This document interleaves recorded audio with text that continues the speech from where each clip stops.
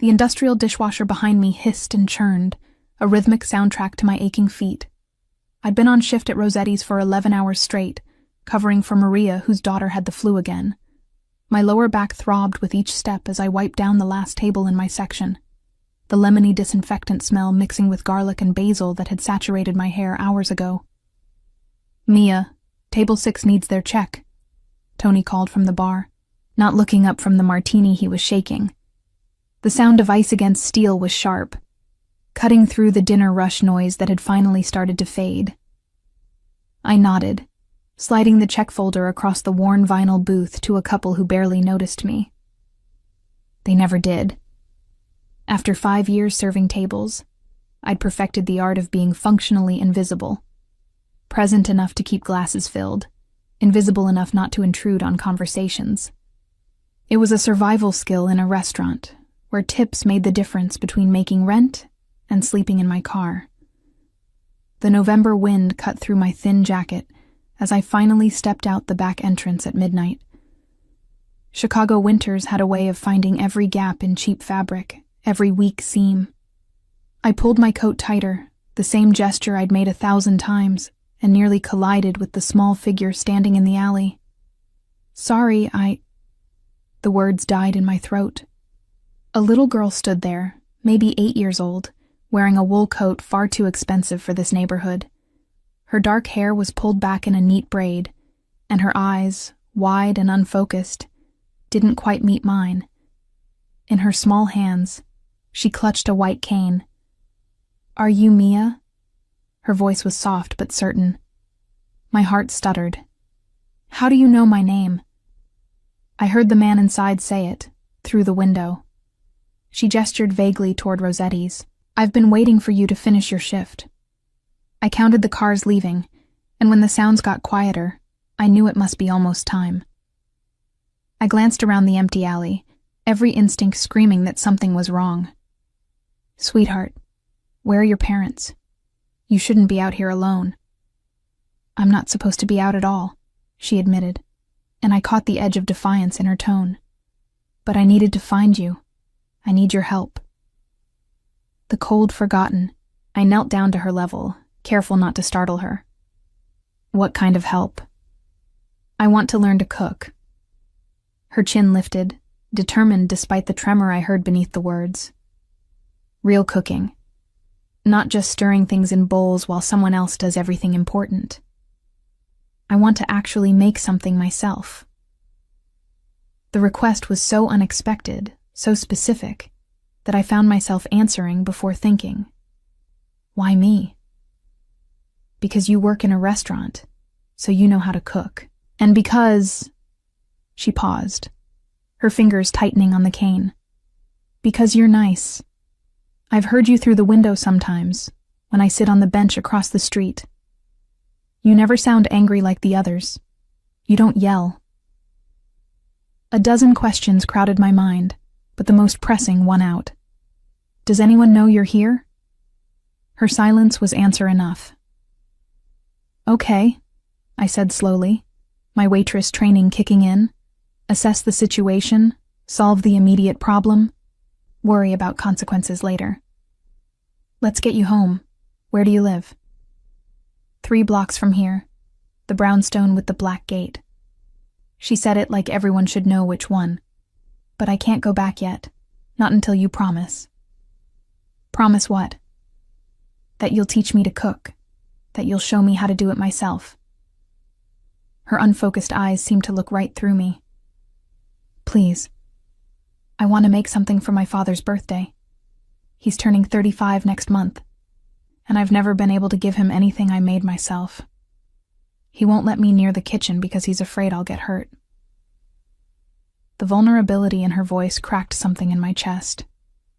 I thought of my own father, gone 5 years now, and the last birthday cake I'd made him. Lopsided chocolate with too sweet frosting that he'd proclaimed the best thing he'd ever tasted. "What's your name?" I asked gently. "Sophia." "Well, Sophia, I think we need to get you home first. Then maybe we can talk to your father about—" "No!" The word came out sharp, panicked. "He'll say no. He always says no. He thinks I'm made of glass. Her small hands clenched into fists. Everyone treats me like I'm going to break. But I'm not stupid just because I can't see. I can feel textures.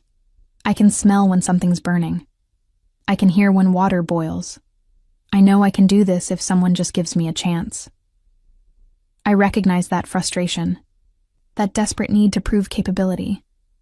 I'd felt it every time someone at the restaurant assumed I couldn't handle the heavy trays because I was small.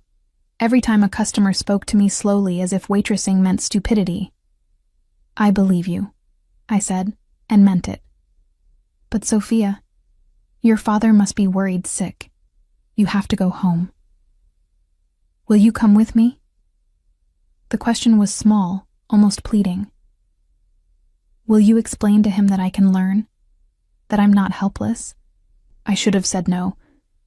Should have called the police, or walked her to her door and left. But something in Sophia's determination, in her fierce independence despite the world trying to convince her she needed protection, reminded me too much of myself at that age. All right, I agreed. I'll walk you home. The brownstone she led me to wasn't just expensive, it was a fortress.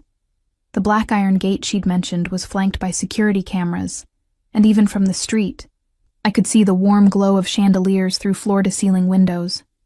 This wasn't a family home. This was a statement of power.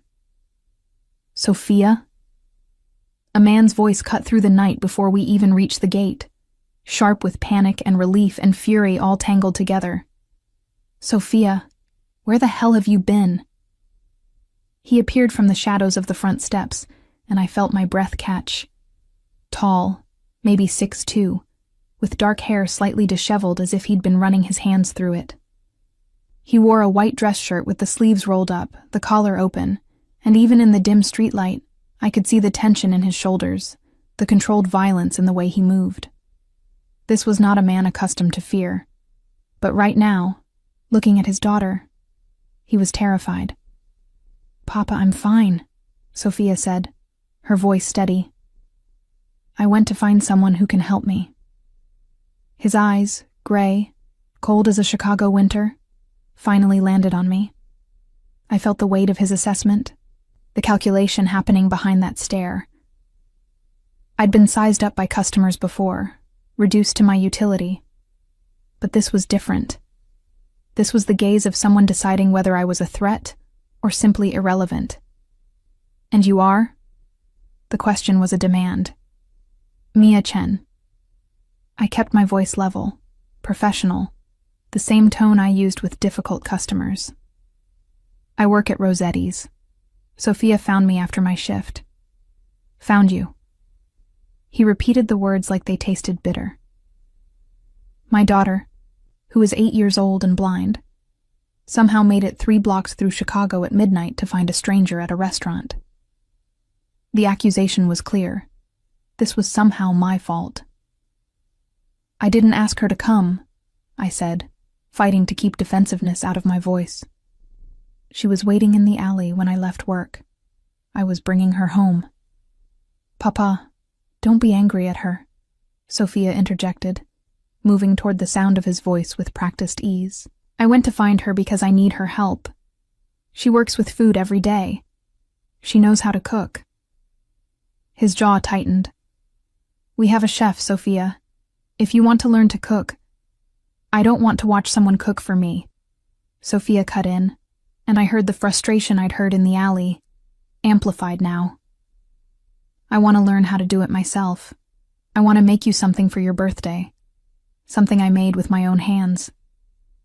Something shifted in his expression. Surprise, maybe, or pain quickly masked. He looked at me again, and this time the calculation was different. You told her you'd teach her. It wasn't a question, but I answered anyway.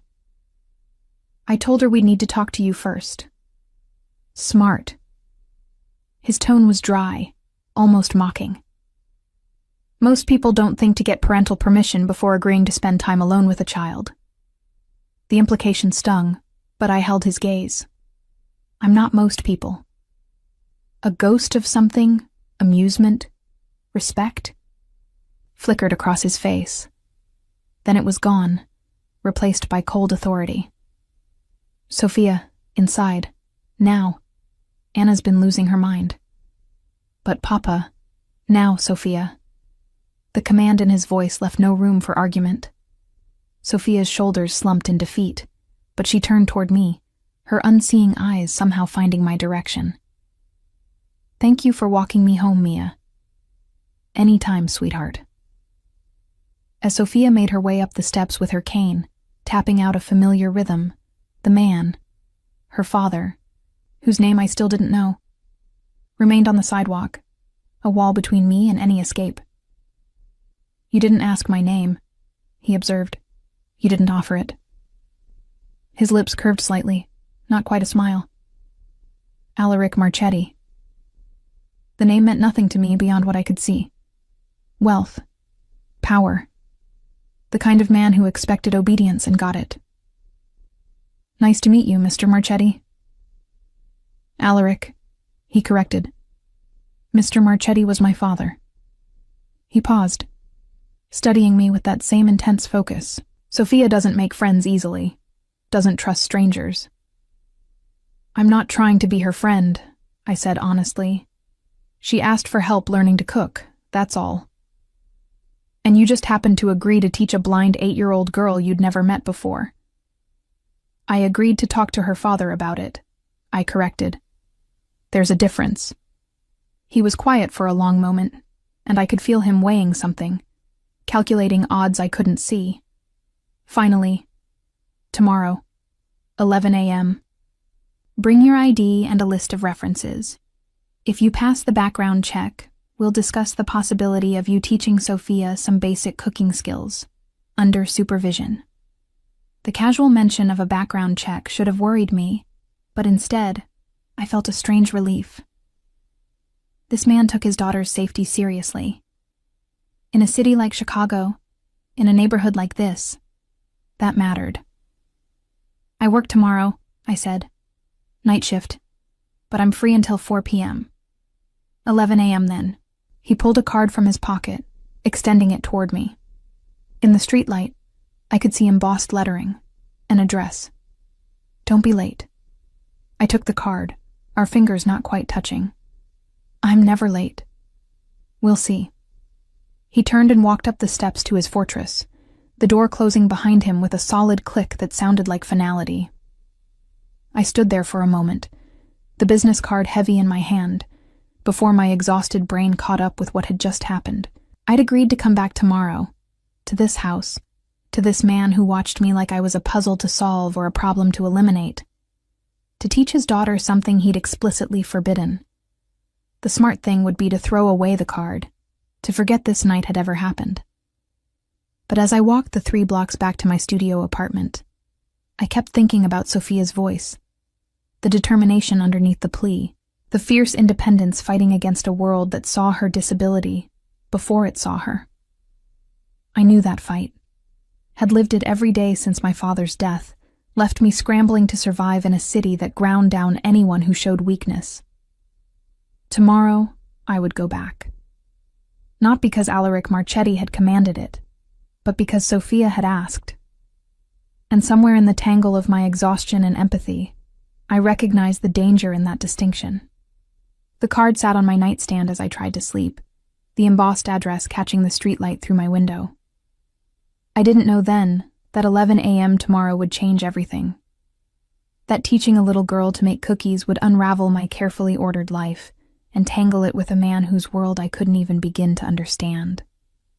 But somewhere, in the part of me that had always believed in helping when I could, that had never learned to ignore someone asking for a chance, I already knew I would show up.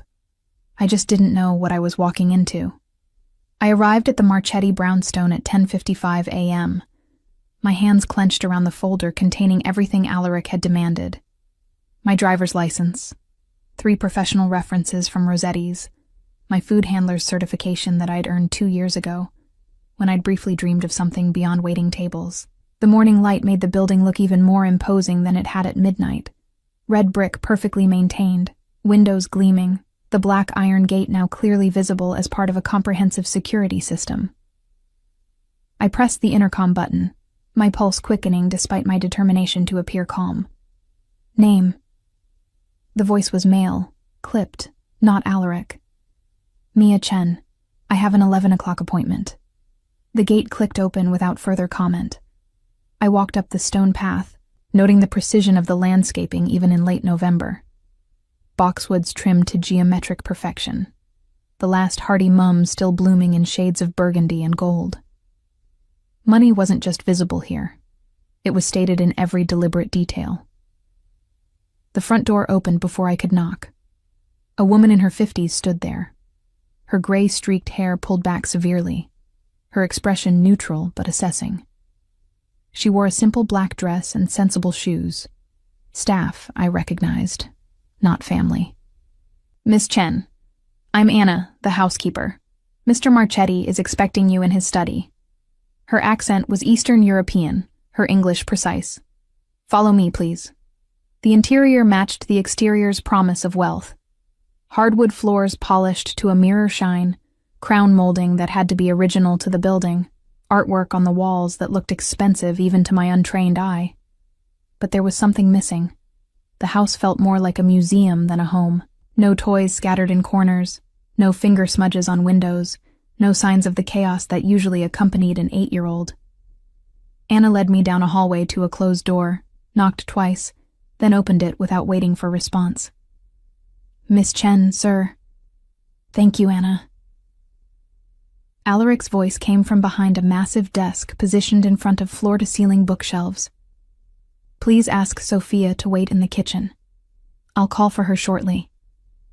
I stepped inside, hearing the door close softly behind me. The study was all dark wood and leather, the scent of old books mixing with something else. Bergamot and cedar, expensive cologne that probably cost more than my monthly rent. Alaric sat behind the desk, wearing another white shirt with the top buttons undone, his hair neatly styled now, every inch the successful businessman. Except business's men didn't usually have that particular alertness in their eyes, that constant awareness of angles and threats. Punctual, he observed, glancing at his watch. 5 minutes early. Sit. I took the leather chair across from him, setting my folder on the desk. Everything you asked for. He opened it without comment, methodically examining each document. I watched his eyes move across my driver's license, lingering on my address in a way that made heat creep up my neck.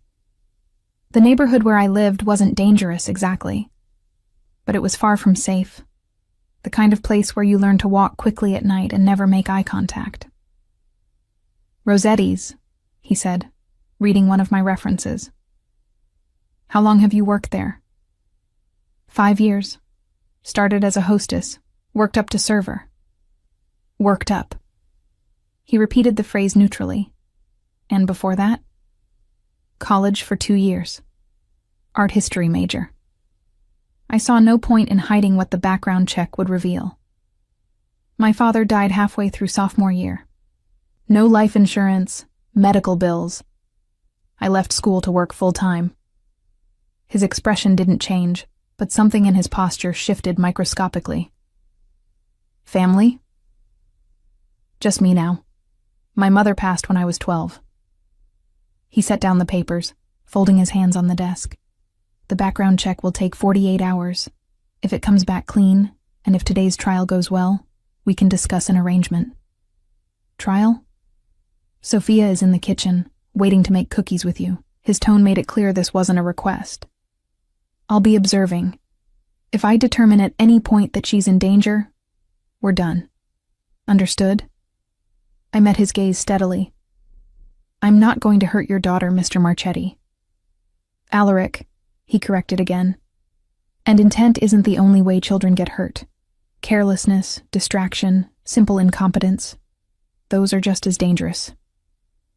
The assessment stung, but I understood it. If Sophia were my daughter, I'd be protective too. More than protective. Fierce. I understand, I said instead of arguing. He stood, and I realized again how tall he was, how he seemed to command space without effort. The kitchen is this way. I followed him through the house, noting details with the observational skills I'd developed waiting tables. The alarm panel by the door, currently showing green, but sophisticated enough for a small bank.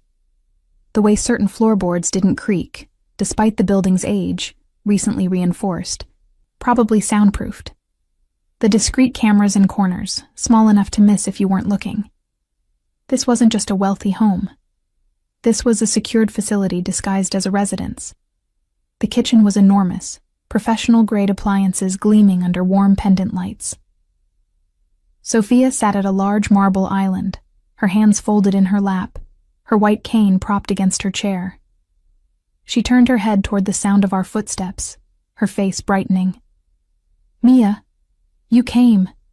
"Of course I did," I said, moving to stand beside her. "I promised, didn't I?" Alaric took a position leaning against the far counter, arms crossed, his expression unreadable. Watching, always watching. "What are we making?" Sophia asked, her fingers drumming excitedly on the marble. "Well, you said you wanted to make cookies. What kind is your father like?" "Chocolate chip," Sophia answered immediately. "But he never eats them because he says they're too sweet." "Then we'll make them less sweet," I said, my mind already adjusting the recipe I'd been mentally composing since last night. "And we'll add a little sea salt to balance the sugar. Does that sound good?" Sophia nodded enthusiastically. I glanced at Alaric, saw him watching us with that same intense focus, and decided to ignore him. This was about Sophia, not his judgment. "Okay, first rule of cooking," I began, pulling ingredients from the bags I'd brought. I wasn't going to assume this kitchen would be stocked for baking. "We work by feel and smell as much as sight, so before we do anything else, I want you to smell each ingredient and tell me what you notice." I opened the vanilla extract, holding the bottle near Sophia's nose. Her eyes closed in concentration. "It smells sweet. Like the perfume Anna wears sometimes." "Exactly. Vanilla is sweet, but it's also warm, complex." I moved to the butter. "Now this one. Creamy? Rich." Sophia's nose wrinkled slightly. "A little sour?" "Good catch. Butter has a slight tang to it. That sourness means it's real butter, not margarine." I continued through each ingredient: flour, sugar, chocolate chips, salt, letting her build a sensory map of what we'd be working with. From the corner of my eye, I could see Alaric's posture had relaxed fractionally. He was still watching, but the rigid tension had eased. "Now," I said, "we're going to measure everything together. I'm going to guide your hands, show you what a cup of flour feels like in weight, how to level it off. Ready?" What followed was slow, methodical work. I stood behind Sophia, my hands over hers, guiding her through each step. Measuring flour by feel, learning the resistance of cold butter against a wooden spoon, the way sugar crystals felt different from salt granules. She was a quick study, her other senses compensating beautifully for her lack of sight. "The dough should feel like this," I explained, helping her hands work the mixture. "Smooth but not sticky. Can you feel how it's coming together?" "Yes." Sophia's smile was radiant. "I can feel it changing, getting softer." "That's the butter warming up from the heat of our hands." "That's exactly right." We shaped the cookies together, my hands guiding hers to form even balls, to press them slightly flat, to space them properly on the baking sheet. Alaric had moved closer now, watching Sophia's face more than our hands, and I caught something in his expression. Surprise, maybe, or something more tender that he quickly masked. "Now comes the most important part," I said. "When we put these in the oven, the kitchen is going to fill with a specific smell. I want you to remember it, because that's how you'll know when cookies are almost done. Not by a timer, but by the scent." "What will it smell like?" Sophia asked. "Like butter caramelizing, like chocolate just starting to melt." like vanilla getting toasted. I slid the tray into the oven Anna had preheated. We'll wait together, and I'll tell you when you start to smell it. As the cookies baked, Sophia and I cleaned up together, and I taught her to identify when dishes were truly clean by running her fingers along the edges, feeling for residue. Alaric remained silent, but his presence was a constant pressure in the room. "There," I said as the scent began to change, becoming richer, more complex. "Do you smell that?" Sophia inhaled deeply. "Yes, it smells. Warm. Sweet, but not too sweet." "That's perfect. Another minute and they'll be ready." When I pulled the tray from the oven, the cookies were golden brown, the chocolate chips just melted, the edges crispy and the centers soft. Textbook perfect. I set them on the cooling rack and broke one in half, checking the texture before handing a piece to Sophia. "Careful, it's still hot. Blow on it first." Sophia did, then took a tentative bite. Her expression transformed, pure joy mixed with pride. "I made this," she whispered. "I really made this." "You did," I confirmed. "Every single step." "Papa, you have to try one." Sophia turned toward where Alaric stood. "You have to taste what I made." He approached slowly, and I saw something I hadn't expected in his expression. Uncertainty, as if he didn't quite know how to navigate this moment. He took the cookie Sophia offered, their fingers brushing, and took a bite. The silence stretched for 3 heartbeats. "It's perfect, Sophia," he said finally, and his voice was rougher than before. "Better than any cookie I've ever had." "Really?" Sophia's smile could have lit the entire city. "Really?" He looked at me over his daughter's head, and the assessment in his eyes had changed. I couldn't quite read it, but it wasn't hostility anymore. It was something more complicated. "Miss Chen," he said, "Anna will show you out. We'll be in touch when the background check clears." It was a dismissal, but not a rejection. I gathered my things, said goodbye to Sophia, who made me promise to come back, and followed Anna to the front door. "You were good with her," Anna said quietly as she opened the door. "Not many people are patient enough. They treat her like she's fragile." "She's not fragile," I replied. "She's strong. She just needs someone to see that." Anna's expression softened almost imperceptibly. "Yes, I think perhaps Mr. Marchetti is beginning to understand this too." I walked back to the bus stop, the morning's events replaying in my mind. I'd expected suspicion, maybe outright hostility. What I hadn't expected was the glimpse I'd seen of Alaric Marchetti as a father, protective to the point of paranoia, but underneath that, desperately wanting his daughter to be happy. My phone buzzed as I waited for the bus. Unknown number. "This is Alaric Marchetti. The background check has been expedited. You're cleared. Same time tomorrow. We'll discuss compensation and scheduling." I stared at the text. Expedited meant he'd had someone working on it while we made cookies. Meant he'd already decided before I'd even left his house. "Thank you," I typed back. "I'll be there." The response came immediately.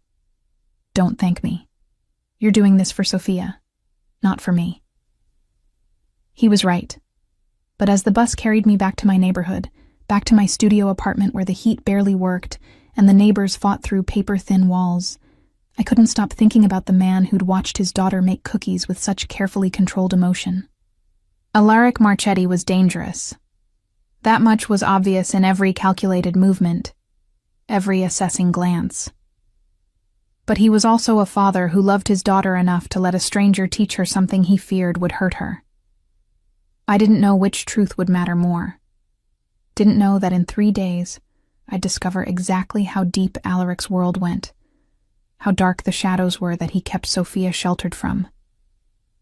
All I knew was that tomorrow, I'd be back in that kitchen, and the day after that, and the day after that, because Sophia deserved to learn, and somewhere in the tangle of my own protective instincts, I'd already decided I was the one who would teach her. The danger in that decision wouldn't become clear until it was far too late to walk away.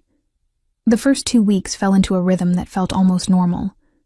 I'd arrive at the Marchetti brownstone at 11, spend 3 hours with Sophia in the kitchen, then leave in time for my night shift at Rosetti's. We progressed from cookies to simple pasta dishes, from measuring by feel to recognizing doneness by smell and touch. Sophia was a natural, her other senses sharp enough to compensate beautifully for her blindness. Alaric was always there, watching from his position against the counter or at the kitchen table, his laptop open, but his attention clearly on us. He rarely spoke during our lessons, but I'd grown attuned to his presence, the slight shift in posture when Sophia did something that concerned him, the barely perceptible relaxation when she succeeded at a new skill. What I hadn't anticipated was how much I'd start to notice him. The way his dress shirts fit across his shoulders, always with those top buttons undone, revealing the hollow of his throat. The silver watch he wore that caught the light when he moved.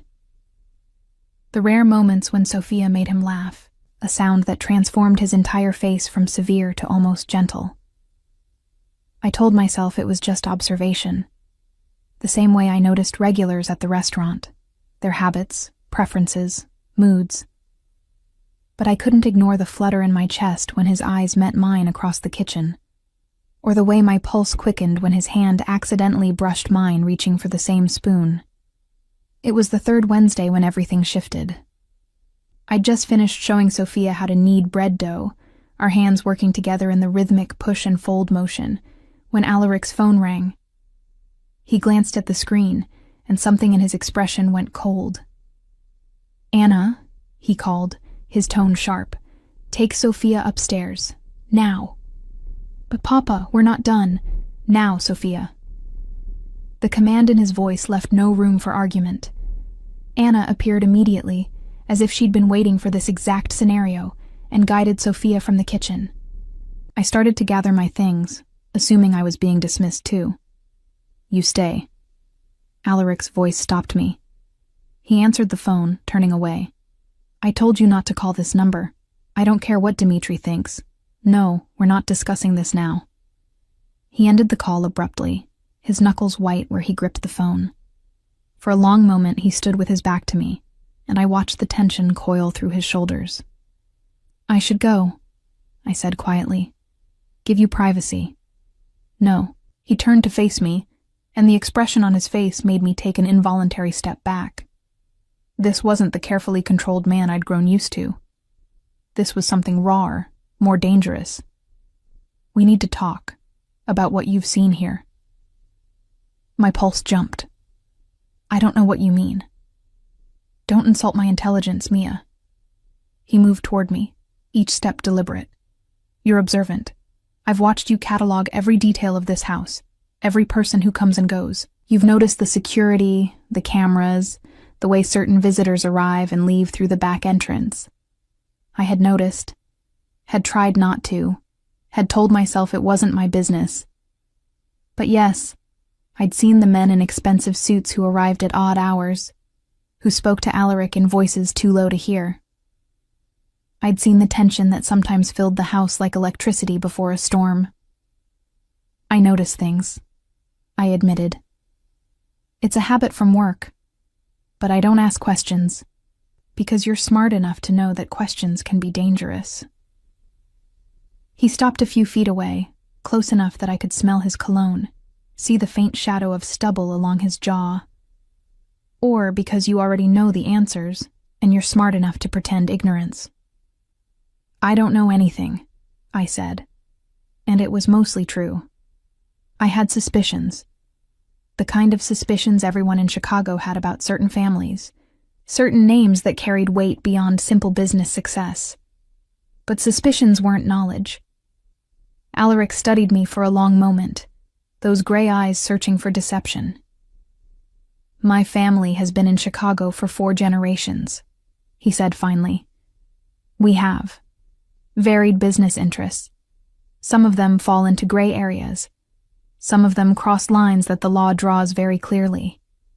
There it was, the admission I'd half expected but had hoped I was wrong about. "Why are you telling me this?" My voice came out steadier than I felt. "Because Sophia has never connected with anyone the way she's connected with you. Because in 2 weeks, you've given her more confidence than years of expensive therapists and specialists. Because I'm not willing to give that up." He paused. "But I need to know if you can handle the reality of who I am." I thought about the cookies cooling on the rack, about Sophia's joy when she'd made pasta from scratch yesterday. I thought about my studio apartment, about the bruise on my ribs from when a drunk customer had shoved me last week at the restaurant. I thought about safety and danger, and how those concepts were more complicated than I'd ever wanted to admit. "I can handle it," I said, "as long as Sophia stays separate from whatever else you do." Something flickered in his expression.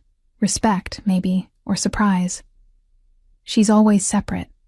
My work never touches her. That's not negotiable." "Then we don't have a problem." He nodded slowly. "Your compensation. We haven't discussed it properly. I'm prepared to offer you significantly more than what you make at Rossetti's. Enough that you wouldn't need the restaurant job anymore." The offer was tempting.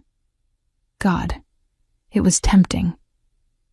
To give up the aching feet, the handsy customers, the constant smell of garlic in my hair. But something in his tone made me hesitate. In exchange for what? Exclusivity. You work for me, teach Sophia, nothing else. His gaze was direct, unflinching. And discretion. Complete discretion about everything you see and hear in this house. The gilded cage became visible in his words. Well compensated, certainly. Comfortable. But still a cage. "No," I said. His eyebrows rose fractionally. "No? I'll keep teaching Sophia. I'll be discreet about your business. But I'm not giving up my other job. I'm not becoming dependent on you." For a long moment, he just looked at me, and I braced myself for anger. Instead, his lips curved into something that might have been a smile. "You're more stubborn than you look. I'm practical. Dependence is its own kind of trap." "Smart," he acknowledged. "But understand this. If you continue working at Rossetti's, I'll have someone watching. For your protection." "I don't need protection. You're connected to me now. Whether you like it or not, that makes you a potential target." His voice dropped lower. "There are people who would love to hurt me through Sophia, who would happily use anyone connected to her. I'm not willing to take that risk." The reality of what he was saying settled over me like ice water. This was a mistake. I should never have agreed to... Too late. He cut me off. "Sophia cares about you. I'm not taking that away from her. So you have 2 choices. Accept my protection, or stop coming here entirely." I stared at him, anger and fear warring in my chest. That's not fair to her. Fair has nothing to do with it. This is about safety, hers and yours. I thought about Sophia's face when she'd successfully made bread dough, about the pride in her voice when she talked about the birthday cake she was planning for Alaric. Thought about walking away from that. From her. "Fine," I said through gritted teeth. "But your person stays invisible. I don't want to know they're there." "Agreed." He pulled out his phone, typed something quickly. "There's something else you should know." "What?" "Sophia's mother. She died when Sophia was 2. Car accident." His voice remained level, but I caught the tightness around his eyes. The brakes had been tampered with. It was meant for me. The air left my lungs. Oh, God. "So you understand now why I'm paranoid about her safety? Why I don't let people get close?" He met my eyes. "Why I'm taking a risk letting you into her life at all? I would never—" "I know," he interrupted. "I've had you investigated thoroughly.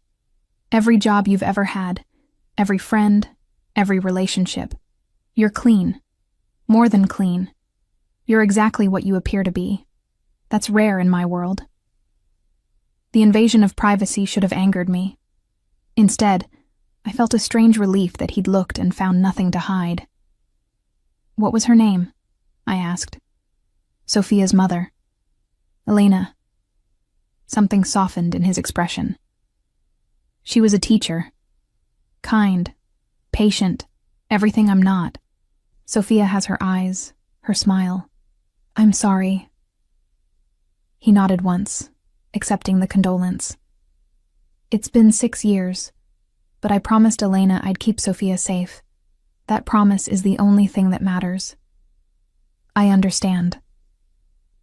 We stood there in the kitchen, the bread dough rising on the counter between us, and something shifted.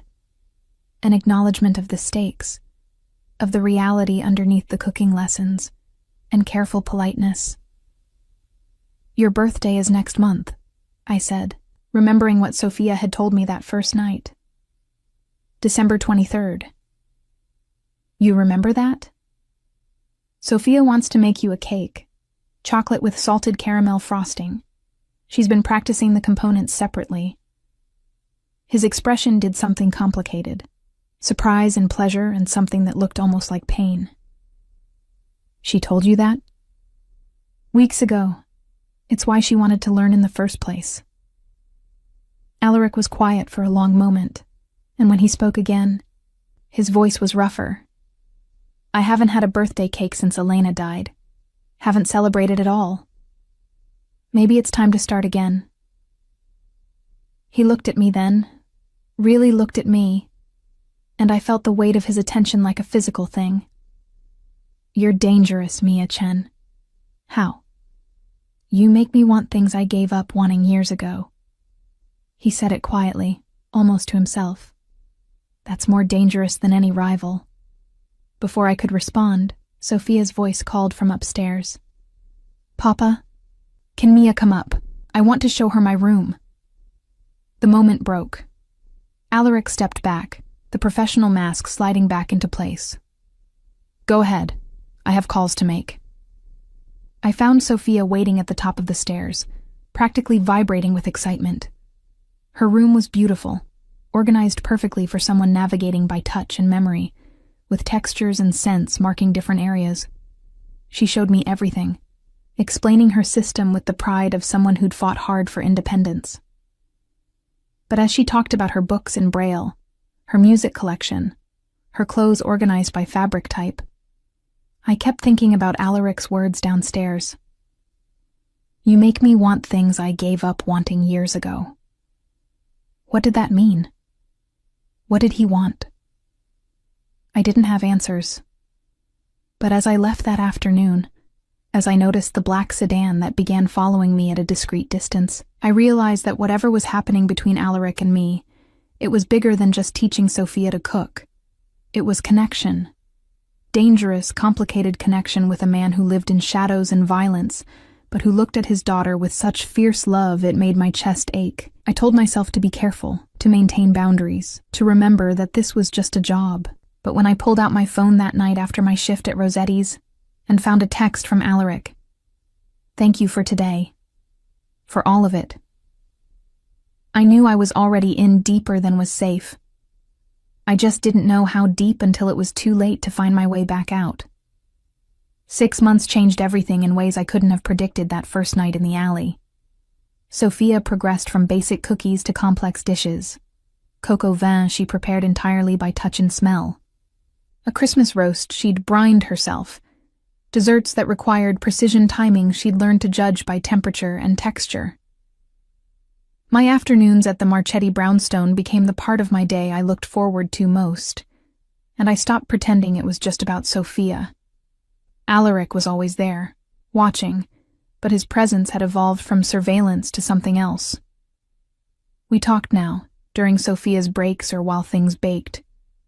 Small conversations at first, books we'd read, restaurants I'd worked at that he'd invested in without knowing I was there, memories of Chicago in different seasons. Then deeper things, his childhood in a family where violence was currency, my father's slow death from cancer, the weight of protecting people you loved. He never touched me, but sometimes I'd catch him looking at me with an expression that made my breath stop. And sometimes, when I laughed at something Sophia said, I'd glance up to find him smiling at me instead of his daughter, as if my joy was its own reward. I'd started to crave those moments like air. It was a Tuesday in late February when the careful balance shattered. I arrived at 11 as usual, but Alaric met me at the door instead of Anna, his face a mask of cold fury. "Sophia's at a doctor's appointment," he said without preamble. "We need to talk, in my study." The walk down the familiar hallway felt different now, charged with tension I didn't understand. Once the door closed behind us, Alaric moved to the window, his back to me, shoulders rigid. "There's a situation," he said finally. "Someone's been asking questions about you, about your connection to Sophia, to me." Ice slid through my veins. "What kind of questions?" "Your schedule, where you live, whether you're just a teacher or something more." He turned to face me, and I saw something I'd never seen before in his expression. Genuine fear. "A rival family. They're looking for leverage against me." "I'm not leverage," I said. But even as the words left my mouth, I knew they were a lie. 6 months of afternoons, of growing closeness, of Alaric's eyes following me across rooms. I'd become exactly what he'd warned me about. "You are now." He crossed to his desk, pulled out a folder and slid it toward me. "I'm moving you. Tonight. There's an apartment in a secure building downtown. 24-hour security, everything you need." I stared at the folder without touching it. "You want me to leave my home?" "I want you alive." His voice was flat, brooking no argument. "Your building has no security. Your door lock could be picked by a child. You work late shifts and walk 3 blocks alone in the dark. You're an easy target, Mia. So, your solution is to lock me in a fortress?" Anger rose hot in my chest. "Make me dependent on you, controlled by you?" "My solution is to keep you safe." He leaned forward, hands flat on the desk. "I lost Elena because I underestimated how far my enemies would go. I'm not making that mistake again." The comparison to his dead wife should have flattered me. Instead, it terrified me. "I'm not Elena," I said quietly. "I'm not your wife, not your responsibility. I'm just someone who teaches your daughter to cook." Something dangerous flashed in his eyes. "You stopped being just anything months ago." The admission hung between us, naked and raw. I wanted to deny it, to maintain the safe fiction that this was just a job, but I couldn't. "What am I then?" I asked, my voice barely above a whisper. He moved around the desk, and suddenly he was close. So close I could see the flecks of darker gray in his eyes, smell the cedar and bergamot that clung to his skin. "You're the woman who taught my daughter to laugh again, who sits at my table 3 afternoons a week and makes this house feel like a home instead of a mausoleum, who looks at me like I'm a man instead of a monster, even though you know exactly what I am." His hand lifted, hovering near my face without touching. "You're the most dangerous thing that's happened to me in years." My breath caught. "Alaric. I'm moving you, Mia. You can go willingly, or I can have my men pack your things for you. But you're not staying in that death trap you call an apartment one more night." The arrogance should have infuriated me. Instead, I found myself asking, "And if I refuse? If I just walk away from all of this?" His jaw tightened. "Then I'll have someone watching you every moment for the rest of your life, because I can't—" He broke off, and when he continued, his voice was strained. "I can't lose you too. I won't." The raw honesty in his words undid something in me. I thought about my apartment, about the leak in the ceiling I'd been reporting for months, about the night last week when I'd heard gunshots on the next block. I thought about safety and freedom, and how those things balanced against Sophia's face when she'd made her first perfect soufflé. "Okay," I said, "but I keep working at Rossetti's, and I pay rent on the new place." "Mia, those are my terms," I interrupted. "I won't be a kept woman, Alaric. I won't be owned." He studied me for a long moment, and I watched him calculate, weigh options. Finally, he nodded. "You keep Rossetti's, but the apartment is free. Consider it part of your compensation for Sophia's lessons." "Half rent," I countered. "Whatever the market rate is, I pay half." A ghost of a smile touched his lips. "Stubborn. Practical. Fine. Half rent." He extended his hand.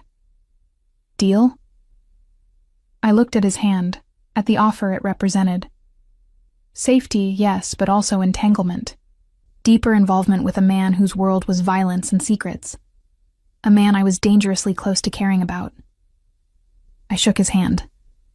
His fingers closed around mine, warm and strong, and held for a moment longer than necessary. "Thank you," he said quietly, "for trusting me." "I'm not sure I do," I admitted. "But I trust that you'll protect Sophia, and apparently that includes protecting me now too. Always." The word was a promise and a warning. That night, Alaric's men moved my meager belongings to the new apartment while I worked at Rossetti's. When my shift ended at midnight, a car was waiting. Not the black sedan I'd grown used to seeing, but Alaric himself behind the wheel. "I thought you didn't drive," I said, sliding into the passenger seat of what was probably a car worth more than I'd make in 5 years. "Special occasions only." He pulled into traffic with practiced ease. "Wanted to show you the new place myself." The building was in River North, all glass and steel and doormen in actual uniforms. The apartment on the 15th floor was bigger than anywhere I'd ever lived. 1 bedroom, a real kitchen, floor-to-ceiling windows overlooking the city lights. My boxes sat in the living room, looking lost in all that space. "It's too much," I said, overwhelmed. "It's safe." He moved to the window, looking out at Chicago spread beneath us. "The building has excellent security. You'll have a key card that tracks entry and exit. There's a gym on the 2nd floor, a grocery store on the ground level." "A gilded cage," I said, but without real heat. He turned to face me. "A safe haven. There's a difference." Maybe there was, or maybe I was just too tired to fight anymore, too worn down by years of struggling alone to reject help when it was offered.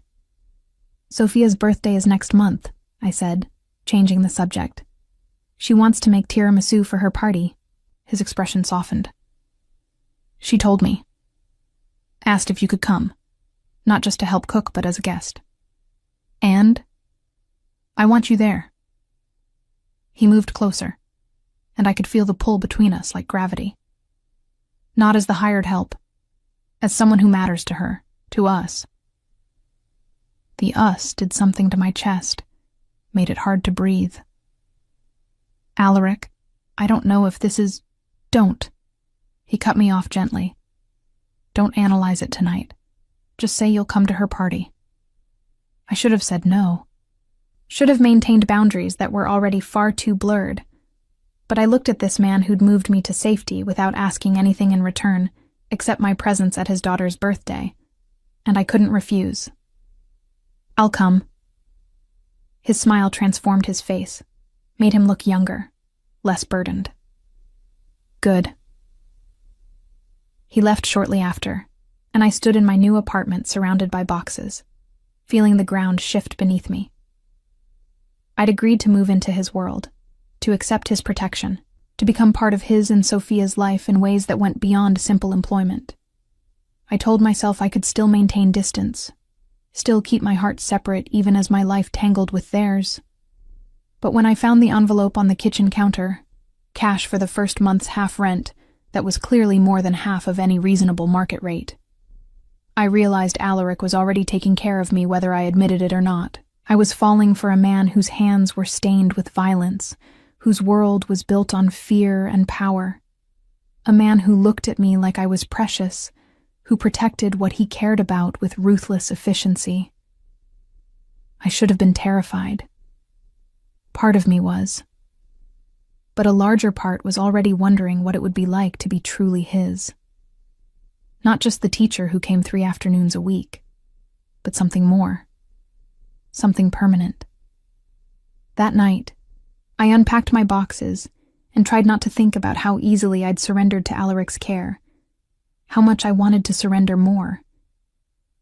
The danger wasn't just from his enemies anymore. It was from how badly I wanted to stay in the sanctuary he'd built around me, even knowing the price of that safety might be my independence. But for tonight, in this beautiful apartment with the city glowing beneath me, I let myself feel safe for the first time in years. Tomorrow I could worry about the cost. Sophia's 9th birthday party was small, but perfect. Just her, Alaric, Anna, and me in the Marchetti dining room with the tiramisu we'd made together the day before.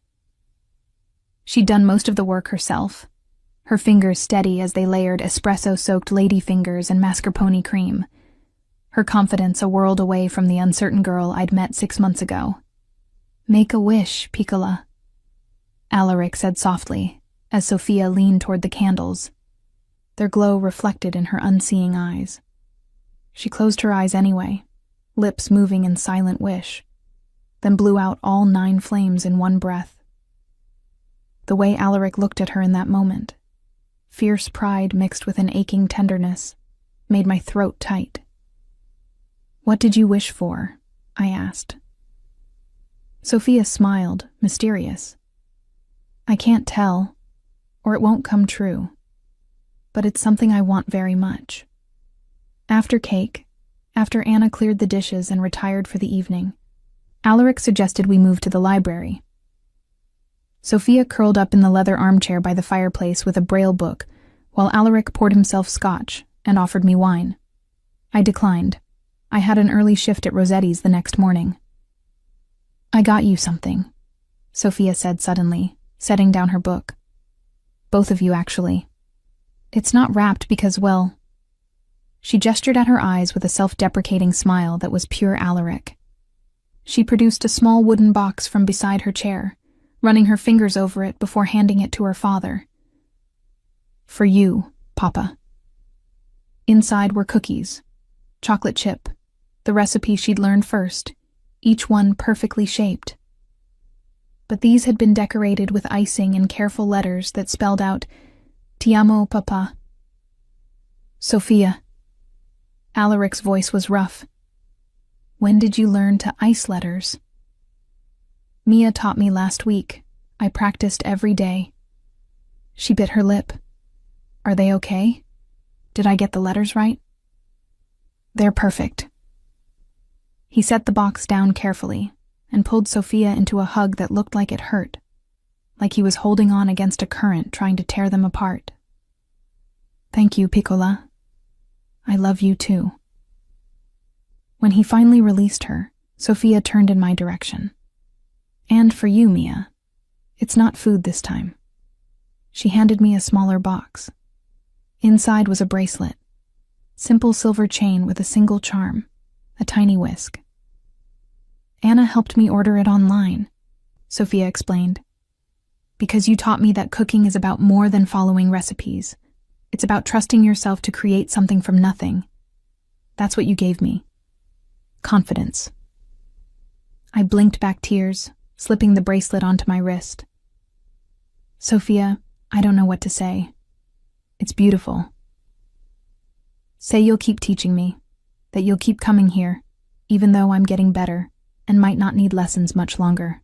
The fear underneath her words was palpable, that I was only here because she needed me, that once she was competent, I'd disappear. "I'm not going anywhere," I promised, ignoring the way Alaric's gaze intensified on me. "You're stuck with me, kiddo." Sophia's smile was radiant. "Good, because I already told Papa you should come on vacation with us this summer. He's renting a house in Lake Como, and there's a cooking school nearby I want to attend, and I want you to come with me and—" "Sophia," Alaric interrupted gently. "Slow down. Mia might have other plans. But when I looked at him, I saw hope in his expression, carefully controlled but unmistakable. He wanted me there, wanted me part of their summer, their life, their family. I'd love to, I heard myself say. If you're sure. I'm sure, Sophia said firmly.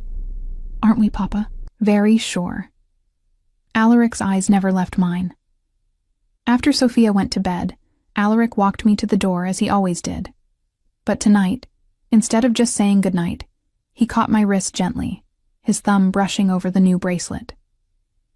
She loves you, he said quietly. You know that, don't you? I love her too.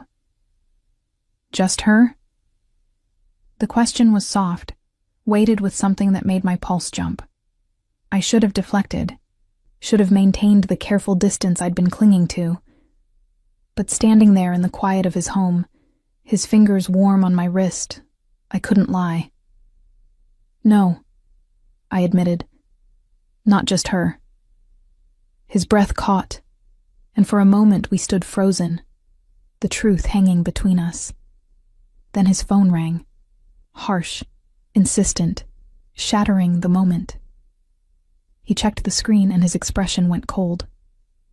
I have to take this, he answered, his voice shifting to the clipped, dangerous tone I'd learned meant business.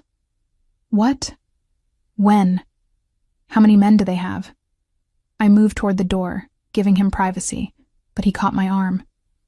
Wait. Don't leave yet. The call lasted 3 minutes, each second tightening the tension in Alaric's shoulders. When he finally ended it, he looked at me with an expression I'd never seen before. Raw fear barely contained. What's wrong? I asked. Dimitri's organization. They've escalated. He ran a hand through his hair, disrupting its perfect styling.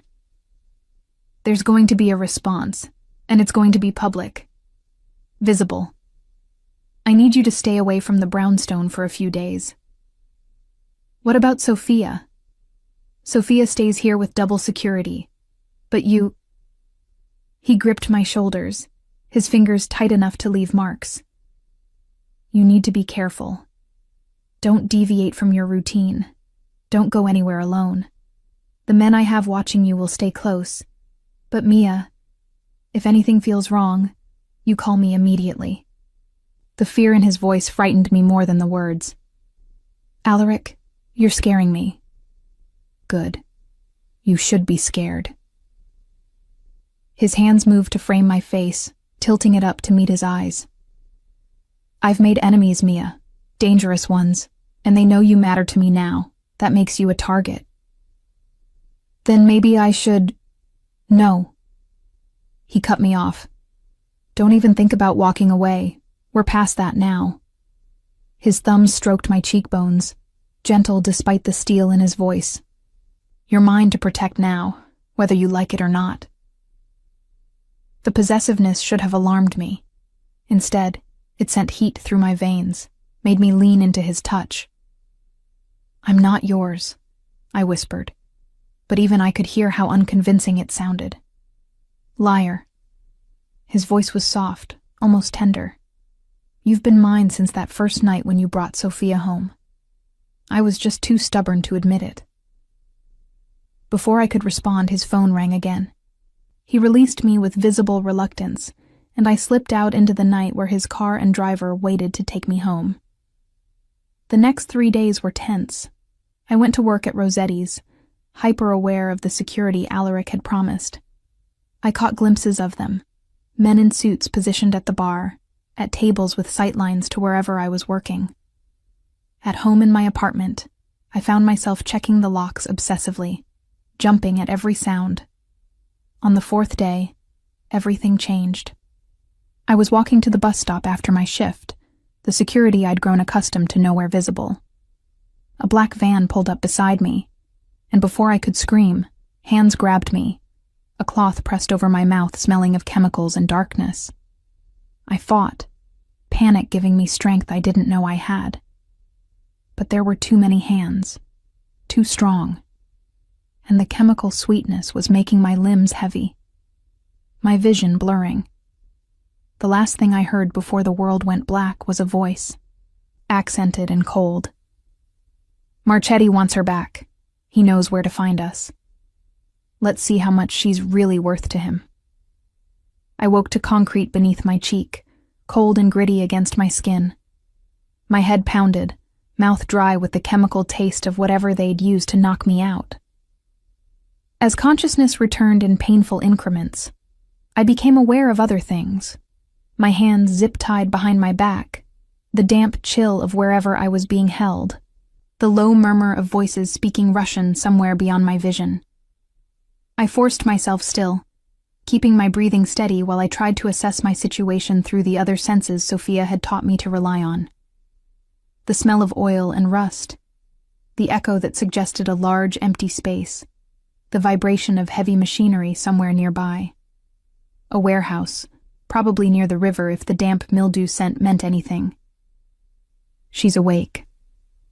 Footsteps approached, and I opened my eyes to find a man crouching in front of me. Mid-40s, expensive suit incongruous with the industrial setting, eyes as cold as Lake Michigan in January. "Miss Chen." His English was perfect, only the faintest accent coloring his vowels. "I apologize for the accommodations. This is purely business, you understand." I said nothing, using silence the way I'd learned working in restaurants. Let the customer talk, reveal what they wanted before committing to a response. He smiled as if appreciating the tactic. "I am Viktor Dmitriev. Perhaps Alaric has mentioned me?" The name clicked into place. The rival Alaric had mentioned, the escalating situation that had put him on edge. "He's never mentioned you," I said, my voice rougher than expected. "I'm just the cooking teacher. I don't know anything about his business." "Just the cooking teacher," Victor repeated, his tone making it clear he didn't believe me. "Who lives in a secure apartment that Marchetti pays for. Who has armed guards following her every movement. Who his daughter loves like a mother." Each observation was a knife, showing me exactly how thoroughly they'd been watching. "Sophia has no mother," I said, protective fury overriding fear. "I'm just someone who teaches her to cook." "Then why did Marchetti move you to a fortress the moment we started asking questions?" Victor leaned closer. "Why did he assign his best men to your protection? A man like Alaric doesn't waste resources on people who don't matter." I had no answer that wouldn't confirm his suspicions. "Here's what's going to happen," Victor continued, pulling out his phone. "I'm going to call Alaric. I'm going to tell him we have you. And we're going to see exactly how much you're worth to him." He pressed dial, putting the phone on speaker. It rang twice before Alaric's voice cut through, sharp with barely controlled fury. "Victor." "Alaric, how good to hear from you. I have something of yours." The pause that followed was deadly. When Alaric spoke again, his voice was so cold it made the warehouse feel warm by comparison. "If you've heard her, she's perfectly safe, for now." Victor grabbed my hair, yanking my head back. "Say hello to Alaric, Miss Chen." "Don't give him anything," I gasped out before Victor's hand clamped over my mouth. "Don't..." "Mia." Alaric's voice cracked on my name, and I heard something I'd never heard before. Pure terror underneath the rage. "I'm going to kill you, Victor. Slowly. Perhaps. But first, we negotiate." Victor released me, letting my head drop forward. "I want the shipping contracts for the Eastern District. I want your contacts in the Port Authority. I want..." "You want me to hand over my entire operation for one woman?" Alaric laughed, a sound like breaking glass. "You overestimate her value." The words shouldn't have hurt. I knew he was playing, knew he couldn't show weakness. But hearing myself dismissed as not worth his empire still sent a shard of ice through my chest. "Do I?" Victor sounded amused. "I saw the security footage from her building. The way you carried her boxes yourself. The way you looked at her when you thought no one was watching. He paused. Shall I test how little she's worth? My men are quite creative. Touch her, and there won't be enough left of you to bury. Alaric's voice was absolutely calm now, which somehow made the threat more terrifying. Here's my counteroffer. You let her go, unharmed, and I'll give you 3 hours to get out of Chicago before I burn your organization to the ground. Victor laughed. 3 hours? I think not. Here's what's actually going to happen. The explosion that rocked the warehouse cut him off. Victor spun toward the sound, barking orders in Russian. More explosions followed. Systematic, controlled, closing in from multiple directions. Victor looked at his phone, at me, and I saw the moment he realized his miscalculation. He's insane. The main door blew inward, and through the smoke and chaos, I saw Alaric stride through, flanked by a dozen armed men. He wasn't wearing his usual tailored suit. He was in black tactical gear, a gun in each hand, his expression the most terrifying thing I'd ever seen. I told you what I'd do if you hurt her, he said, his voice carrying across the warehouse. What followed was brutal and efficient. Victor's men tried to fight, but they were outmatched, outgunned, outmaneuvered. Through it all, Alaric moved toward me with single-minded focus, shooting anyone who got in his way. When he finally reached me, he dropped to his knees, his hands shaking as they checked me for injuries. Mia, look at me. Are you hurt? I'm okay, I managed. Scared, but okay. He cut the zip ties with a knife that appeared from somewhere, then pulled me against his chest so hard I couldn't breathe.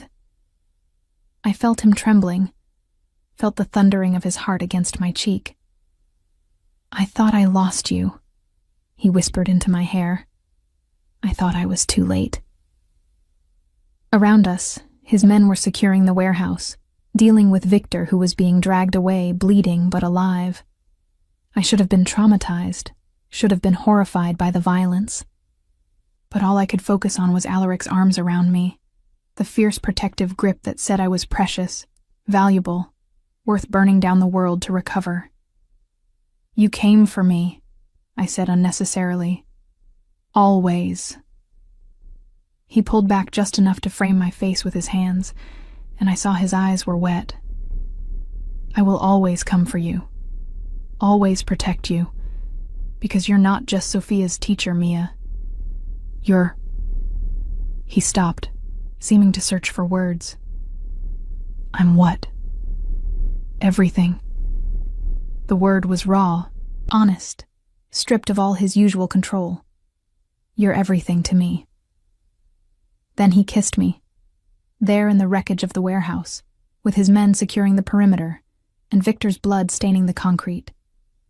It was desperate and claiming and tender all at once, his hands cradling my face like I was something infinitely fragile, despite the violence surrounding us. When we finally broke apart, both breathing hard, he rested his forehead against mine. Marry me. I laughed, the sound edging toward hysteria. We've never even been on a date. I don't need dates. I need you, safe, with me, where I can protect you properly. His thumb stroked my cheekbones. Marry me, Mia. Be my wife. Be Sophia's mother. Be mine in every way that matters. That's not a proposal. That's a command. Then here's the proposal. He pulled back enough to meet my eyes. I love you. I've loved you since you walked my daughter home and didn't ask for anything in return. I love that you're stubborn and independent and refuse to let me just take care of you. I love watching you teach Sophia, watching you bring life into my house. I love you, and I'm asking, begging, you to marry me. The tears I'd been holding back finally spilled over. You really want to marry the cooking teacher? I want to marry the woman who sees me as a man instead of a monster, who loves my daughter, who makes me want to be better than what I am. He kissed me again, softer this time. Say yes. I thought about all the reasons this was insane, the violence, the danger, the world he lived in that I'd just been dragged into.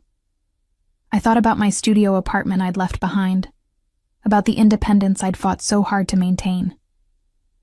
Then I thought about Sophia's laugh, about Alaric's rare smiles, about the way they'd both become home to me without me even noticing.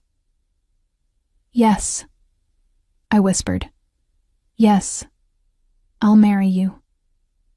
His smile was incandescent, transforming his entire face. "Thank God."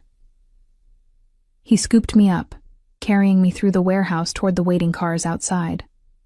Behind us, I heard his men finishing their work, dismantling Victor's operation with the same efficiency they'd used to rescue me. "What happens now?" I asked. "Now I take you home, to Sophia, who's probably driven Anna insane with worry. Tomorrow we make this official, ring, announcement, all of it."